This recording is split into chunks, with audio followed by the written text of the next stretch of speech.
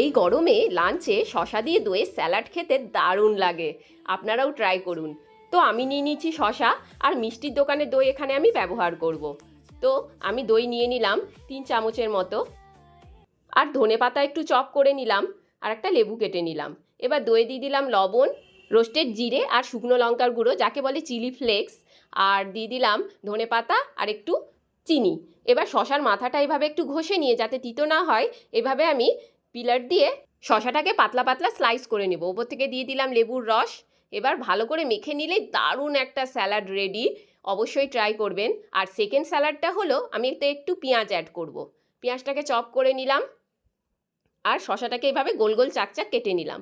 দইটাকে ভালো করে ফেটিয়ে নিয়ে দিয়ে দিলাম গোলমরিচ, লবণ দিয়ে আরও কিছুক্ষণ ফেটিয়ে নিয়ে এবার পেঁয়াজটা দিয়ে দিলাম, আর দিয়ে দিলাম শশা। ব্যাস, আর কিছুই না, হয়ে গেল দারুণ একটা স্যালাড রেডি।